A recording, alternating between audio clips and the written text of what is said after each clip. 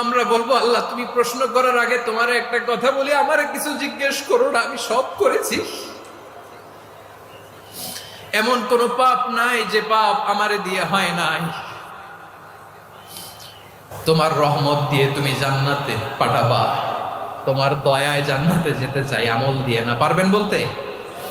কিয়ামতের দিন আমরা বলবো আল্লাহ আমার আমল দিয়ে জান্নাত চাই না, আমি তোমার দয়া দিয়ে জান্নাত চাই।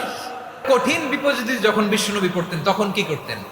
এমন বিপদ মাঝে মাঝে হয় না, দেয়ালে পিঠ থেকে যায়, চোখে মুখে অন্ধকার, কি করব দিশা খুঁজে পাই না, এরকম হয় কখনো?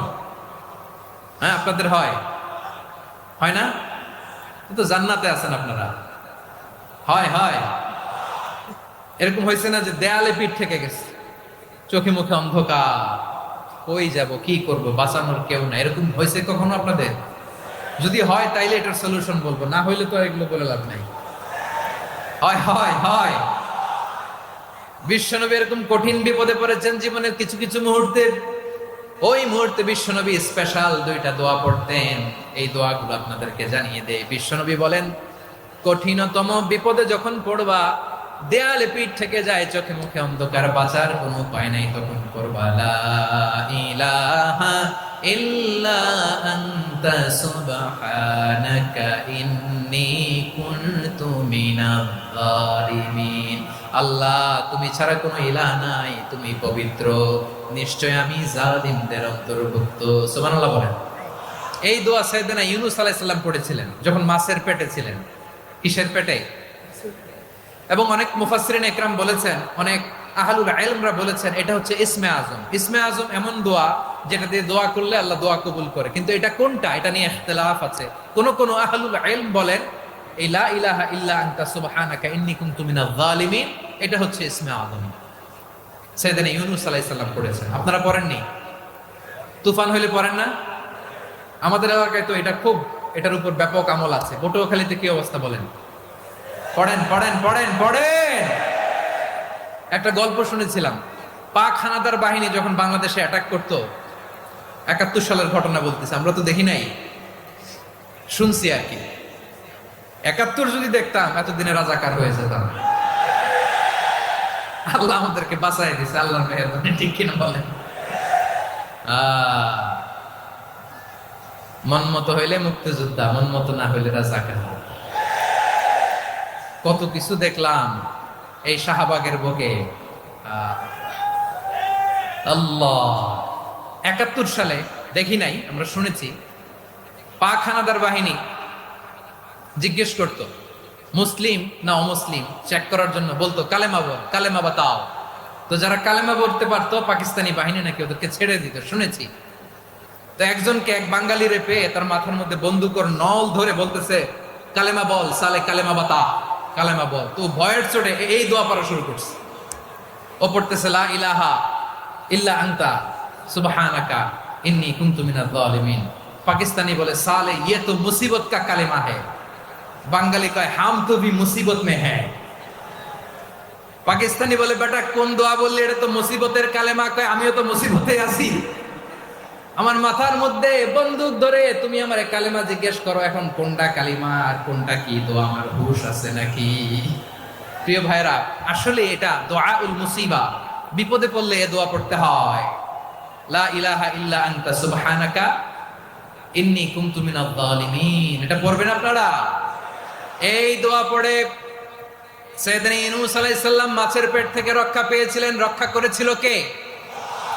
তুমি ইউনূস নবীরে যখন খাইলো মাছেতে গিলিয়া, ফেরেশতা পাঠাইয়া দিলে ইসমে আজম দিয়া।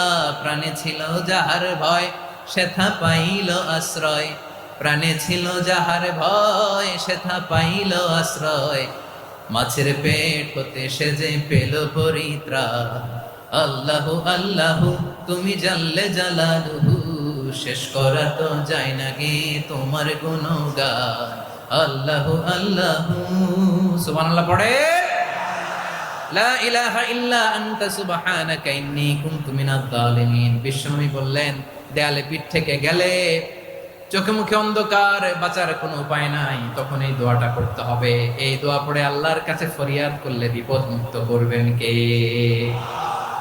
কেন এই দোয়াটা আল্লাহর কাছে বড্ড প্রিয় জানেন আমার ভাইরা? কারণ এই দোয়ার মধ্যে তিনটা জিনিস আছে। আমি যেরকম আঙ্গুল উঁচু করেছি এরকম করেন তো। তিনটা। কয়টা?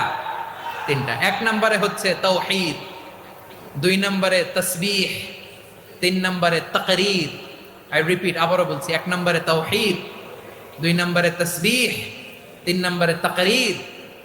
এই দোয়াটা আল্লাহর কাছে এত পছন্দনীয় কারণ এ দোয়ার প্রথম অংশে আছে তাওহীদ, আল্লাহর একত্ববাদের ঘোষণা। লা ইলাহা ইল্লা আনতা, ও আল্লাহ আপনি ছাড়া কোনো ইলাহ নাই, উপাস্য নাই। এই কথা বললে আল্লাহ বড্ড খুশি হয়ে যায়। সুবহানাল্লাহ পড়েন। এ দোয়ার দ্বিতীয় অংশে আছে তাসবিহ, মানে আল্লাহর প্রশংসা, প্রশংসা সূচক বাণী। সুবহানাক সুবহানাক সুবহানাক, ও আল্লাহ আমি আপনার পবিত্রতা ঘোষণা করছি। সুবহানাক, এই কথা শুনলেও আল্লাহ খুশি হয়ে যায়। সুবহানাল্লাহ পড়েন। এই দোয়ার তৃতীয় অংশে আছে তাকরীর। তাকরীর মানে পাপের স্বীকৃতি। তাকরীর মানে কি? তাকরীর মানে পাপের স্বীকৃতি। এই দোয়ার তৃতীয় অংশে আছে ইন্নী কুনতু মিনাল যালিমিন, ও আল্লাহ আমি জালিমদের অন্তর্ভুক্ত। আল্লাহ আল্লাহ আমি জালেম, আল্লাহ আমি ভুল করেছি, অন্যায় করেছি, আল্লাহ আমি জালেমদের অন্তর্ভুক্ত। এই পাপের স্বীকৃতি, অ্যাকনোলেজমেন্ট আল্লাহ বড্ড পছন্দ করে। যখন আল্লাহর কাছে আপনি ছোট হবেন, ছোট হতে হতে যত ছোট হবেন ওই দৃশ্যটা দেখতে আল্লাহ বড্ড পছন্দ করে। সুবহানাল্লাহ বলেন। তিন নম্বর অংশ ইন্নী কুনতু মিনাজ যালিমিন, আল্লাহ আমি জালেমদের অন্তর্ভুক্ত। সাইয়েদনা আদম আলাইহিস সালাম ভুল করে যখন নিষিদ্ধ গাছের ফুল খেয়ে ফেললেন, ফল খেয়ে ফেললেন, আল্লাহ বললেন আদম ক্ষমা পেতে চাইলে তুমি আর হাওয়া মিলে স্বীকৃতি দাও, পাপের স্বীকৃতি আর পড়ো রব্বানা যালামনা আনফুসানা ওয়া ইল্লাম তাগফির লানা ওয়া তারহামনা লানাকুনান্না মিনাল খাসিরিন। ও আল্লাহ আমি আদম আর হাওয়া যালামনা আনফুসানা, আমরা আমাদের নফসের উপর বড্ড জুলুম করেছি। আল্লাহ ওয়া ইল্লাম তাগফির লানা ওয়া তারহামনা, আপনি যদি ক্ষমা না করেন, আপনি যদি দয়া পরবশ না হন, আপনি যদি রহম না করেন, আমরা তো ক্ষতিগ্রস্তদের মধ্যে শামিল হয়ে যাব। এই দোয়া করার সাথে সাথে সাইয়েদনা আদম আর হাওয়া আলাইহিস সালামকে ক্ষমা করে দিলেন কে? তাহলে এই দোয়ার তিন নম্বর অংশ তাকরীর, এটা আল্লাহ বড্ড পছন্দ করে। আমার কলিজার টুকরা ভাইয়েরা, গুনাহ করে শিকার যেতে হবে, এটা আল্লাহ ভালোবাসেন। সাইয়েদনা আবু বকর রাদিয়াল্লাহু তাআলা আনহু বিষ্ণু ইসলামকে বললেন, ইয়া রাসূলুল্লাহ আল্লিমনি দুআআন আদউ বিহি ফি সালাতি, নবী হে আপনি আমার এমন একটা স্পেশাল দোয়া শিখায় দেন যে দোয়াটা আমি নামাজে পড়ব। নবী বললেন, তাহলে তুমি পড়ো আল্লাহুম্মা ইন্নী যালামতু নাফসি যুলমান কাসীরান ওয়া লা ইয়াগফিরুয যুনুবা ইল্লা আনতা ফাগফিরলি মাগফিরাতাম মিন ইনদিকা ওয়ারহামনি ইন্নাকা আনতাল গফুরুর রহিম। সুবহানাল্লাহ। সালাম ফিরানোর আগে পড়েন, কথা কয় না, পড়েন পড়েন। ও আবু বকর, নামাজে যদি দোয়া করতে মনে চায় এই দোয়াটা পড়বা, আল্লাহুম্মা ইন্নী যালামতু নাফসি, আল্লাহ জুলুম করেছি আমার নফসের উপর, যুলমান কাসীরা অনেক জুলুম, ওয়া লা ইয়াগফিরুয যুনুবা ইল্লা আনতা, আপনি ছাড়া এই জুনুব, এই পাপ ক্ষমা করার দ্বিতীয় কোনো রব নাই। আছে? আল্লাহ ছাড়া আমাদের গুনাহ আর কে কে ক্ষমা করতে পারে বলেন তো? কে পারে? কে? এজন্য আল্লাহরে বলবেন, আল্লাহ আমি ছাড়া তোমার গোলামের অভাব নাই। ও আমার রব, আমি ছাড়া এই জমিনের বুকে তোমার গোলামের অভাব নাই, কিন্তু তুমি ছাড়া তো আমার দ্বিতীয় কোনো রব নাই। পারবেন বলতে? পারবেন? চোখের পানি ছেড়ে আল্লাহরে বলবেন, আল্লাহ তুমি আমার রব, তুমি আমার সব। কি বলবেন? আল্লাহ আমারে রব। সবাই বলুন, আল্লাহ আমারে রব, দমে দমে তনু মনে তারি অনুভব, আল্লাহ আমারে রব। আল্লাহরে বলেন, আল্লাহ তুমি আমার রব, তুমি আমার সব। আল্লাহ আমি ছাড়া এই জমিনে তোমার গোলামের অভাব নাই, তুমি ছাড়া আমার দ্বিতীয় কোনো রব নাই। একথা বলে চোখের পানি ছেড়ে আল্লাহরে স্বীকৃতি দেন, আল্লাহ আমি পাপী, আল্লাহ জামিনে আমার চেয়ে বড় পাপী আর কেউ নাই। অজু করে সিজদায় লুটিয়ে পড়ে চোখের পানি ছেড়ে আল্লাহরে পাপের স্বীকৃতি দেন, আল্লাহ এমন কোন জুলুম নাই, গুনাহ নাই আমি করি নাই, সগীরা কবিরা, জেনে না জেনে, ইচ্ছায় অনিচ্ছায়, শিরকি বেদাতি সব গুনাহ করেছি। আল্লাহ, আকাশের নিচে জমিনের উপরে আমার চেয়ে বড় গুনাহগার আর কেউ নাই। চোখের পানি ছেড়ে আল্লাহরে বলেন, আল্লাহ আমি ছাড়া তোমার গোলামের অভাব নাই, তুমি ছাড়া আমার দ্বিতীয় কোনো রব নাই, তুমি ছাড়া তো কেউ আমার গুনাহ ক্ষমা করার নাই, তুমি আমার রব, তুমি আমার সব। বলতে পারবেন? এই তাকরীর আমার পটুয়াখালীর ভাইয়া, এই স্বীকৃতিটা দেখতে আল্লাহ বড্ড ভালোবাসেন, কারণ আমরা সবাই গুনাহগার। আমরা সবাই কি? বিশ্বনবী বলেন, কুল্লুকুম খাত্তাউন, বানি আদম, তোমরা সবাই পাপী। সবাই কি? সবাই পাপী। আমরা সবাই পাপী। আপন পাপের বাটখারা দিয়ে অন্যের পাপ মাপি। আমরা যে পাপী এটা ভাবতে মনে চায় না কারণ, খালি অন্যের পাপ দেখি আমরা, এটা ভুল। ওর এই পাপ, ও পাপী, ও জালেম, ও জাহান্নামী, এরকম একটা টেন্ডেন্সি। আমার যে কি হালাত এটার খেয়াল নাই। খেয়াল করতে হবে যে আমি সবচেয়ে বড় পাপী, ঠিক কিনা বলেন? পাপ করি নাই এমন কেউ আছি? হ্যাঁ আছি।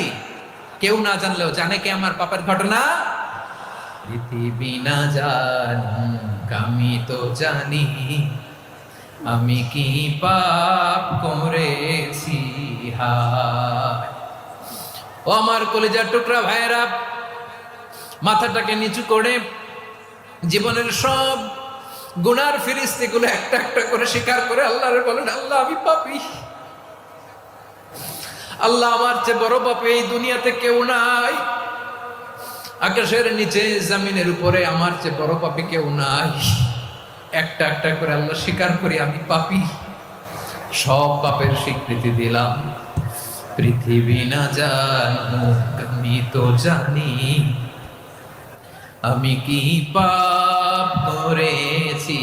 হায় আমার পাপের করলে বিচার, বাঁচার আমার নাই উপায়। দয়াময় তুমি মাফ করো আমায়, মাফ করো আমায়। আল্লাহ তাআলা যদি দয়া করে আমাদেরকে মাফ না করে, আমাদের বাঁচার কোনো উপায় নাই। আপনি কি ভেবেছেন আপনার নামাজ দিয়ে আপনি জান্নাতে যাবেন? আপনি তাহাজ্জুদ গুজার, সেজদা দিতে দিতে কপালে দাগ ফেলেছেন, এটা আপনারা জান্নাতে নেবে না। আপনি এলাকার সবচেয়ে বড় হাতেম তাই দানশীল, এই দানের ভরসায় বসে আছেন। কশিন কালো না, আমাদের নামাজ, আমাদের রোজা, আমাদের ইবাদত, এগুলোকে মিজানের পাল্লায় উঠালে কোনো ওজনই হবে না। তবে আমাদের একটা কৌশল জানা আছে, আমরা আল্লাহর রহমতের ভিখারি। আমরা সেদিন আগেই গুনার স্বীকৃতি দিয়ে দেব। আমরা বলবো, আল্লাহ তুমি প্রশ্ন করার আগে তোমার একটা কথা বলি, আমারে কিছু জিজ্ঞেস করো না, আমি সব করেছি। এমন কোন পাপ নাই যে পাপ আমারে দিয়ে হয় নাই। তোমার রহমত দিয়ে তুমি জান্নাতে পাঠাবা, তোমার দয়ায় জান্নাতে যেতে চাই, আমল দিয়ে না। পারবেন বলতে? কিয়ামতের দিন আমরা বলবো, আল্লাহ আমার আমল দিয়ে জান্নাত চাই না, আমি তোমার দয়া দিয়ে জান্নাত চাই। তোমার দয়া ছাড়া আমার কোনো উপায় নাই। কারণ আল্লাহ যদি বিচার করে, বাঁচার কারো উপায় নাই। আল্লাহ যদি বলে ফেলেন তুই এটা করলি কেন, ওখানে গেলি কেন, কোরআনে 1000 বার নিষেধ করলাম তারপরেও এই পাপে জড়ালি কেন, এরকম প্রশ্ন ছুড়ে দিলে আমার উত্তর আছে? বাঁচার কোনো উপায় আছে? রোজ হাসরে হে আল্লাহ আমার করোনা বিচার, আল্লাহ করোনা বিচার।